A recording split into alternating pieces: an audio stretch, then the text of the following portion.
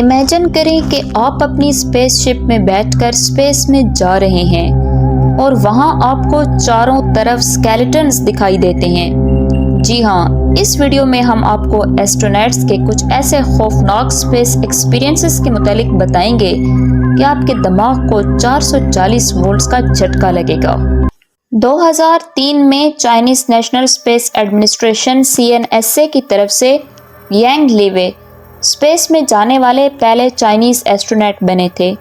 انہوں نے دعویٰ کیا کہ اسپیس شپ میں رہتے ہوئے انہوں نے کچھ ناکنگ ساؤنڈ سنے، جیسے باہر سے کوئی ہتھوڑے کے ذریعے اسپیس کرافٹ کو ہٹ کر رہا ہو۔ ان کو اس کا کوئی ریزن سمجھ نہ آیا۔ انہوں نے سائنٹسٹ کو اس کے متعلق بتایا تو تمام کوششوں کے بعد بھی ناکنگ ساؤنڈز کی مسٹری کو نہیں سلجھایا جا سکا۔ بیکاز اسپیس تو ایک ویکیوم ہے نا، اور ساؤنڈ کو ٹریول کرنے کے لیے تو ضرورت ہوتی ہے میڈیم کی، تو یانگ لیوے کو یہ ساؤنڈ کیسے سنائی دے رہا تھا؟ BBC میں پبلش ایک آرٹیکل سے پتہ چلا کہ یانگ لیوے کے کولیگ وی سینگ سو نے یہ ایکسپلانیشن دی ہے کہ یہ آوازیں اسپیس شپ کے ایکسپینشن یا کنٹریکشن کا نتیجہ ہو سکتی ہیں، لیکن اس کا کوئی بھی کلیئر ایکسپلانیشن نہیں ہے۔ اور مزے کی بات کہ 2003 سے 2008 تک جانے والے سب چائنیز ایسٹرونٹس ان ناکنگ ساؤنڈز کو سننے کا دعویٰ کرتے ہیں۔ 1969 میں اپولو 11 مشن کے تھرو جب نیل آرمسٹرانگ نے چاند پر قدم رکھا تو وہاں انہوں نے ایک جائنٹ اسپیس شپ کو دیکھا تھا۔ یہ بات انہوں نے مشن کنٹرول کے ساتھ بھی شیئر کی تھی۔ ناسا نے اس بات کو کبھی بھی ڈسکلوز نہیں کیا، لیکن نیل آرمسٹرانگ نے ایک دفعہ پبلک سپیچ میں اپولو 11 کی سٹوری سناتے ہوئے اس بات کو ظاہر کر دیا۔ جب یہ بات وائرل ہوئی تو ناسا نے صفائی دی کہ نیل آرمسٹرانگ نے تو ایسا کچھ دیکھا ہی نہیں تھا، بلکہ یہ تو بس اسپیس ہیلوسینیشنز تھے۔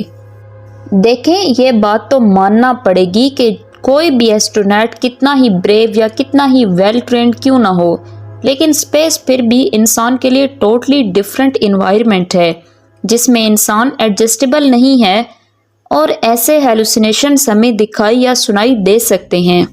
1981 میں سوویت یونین کی طرف سے ایک کاسموناٹ ولاڈیمیر کو 2 مہینے اسپیس اسٹیشن پر ٹائم گزارنے کا موقع ملا۔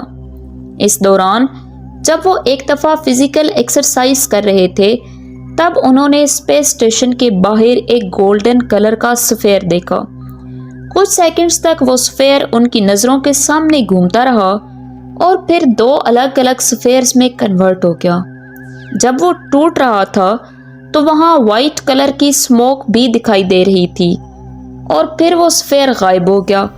اب ایکسپرٹس کا کہنا ہے کہ وہ اس وقت فزیکل ایکسرسائز کر رہے تھے، تو ہو سکتا ہے کہ ان کی باڈی میں آکسیجن کی کمی ہو گئی ہو اور اس کی وجہ سے انہیں ہیلوسینیشنز کا سامنا کرنا پڑ رہا ہو۔ اصل میں جب ہمارے برین تک انف آکسیجن نہیں پہنچ پاتی اور باڈی میں کاربن ڈائی آکسائڈ کی کوانٹٹی انکریز ہو جاتی ہے تو برین کی فنکشننگ بڑی ہی ویئرڈ ہو جاتی ہے، تو اس وقت ہمارا دماغ سننے اور دیکھنے کی غلطی کر سکتا ہے، جس کو ہم ہیلوسینیشنز کہتے ہیں۔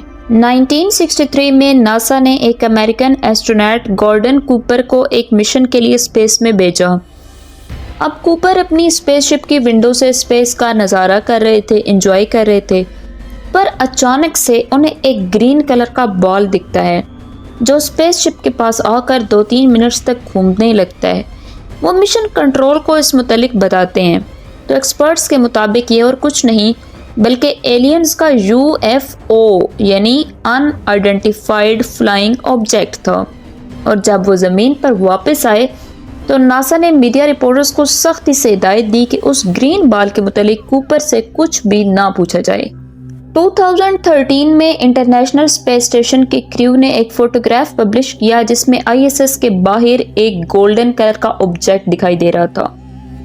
بعد میں ناسا نے ایکسپلین کیا کہ یہ ISS کا ہی کوئی پارٹ ہے جو کیمرہ اینگل کی وجہ سے الگ دکھ رہا ہے۔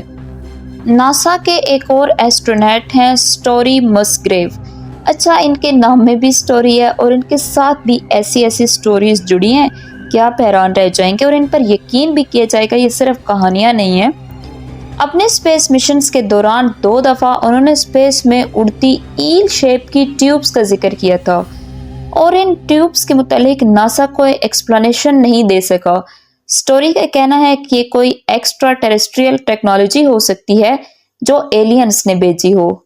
اپولو 10 مشن کے دوران ایسٹرونٹس کو ایک اور عجیب چیز کا سامنا کرنا پڑا تھا اور وہ تھی اسپیس میوزک۔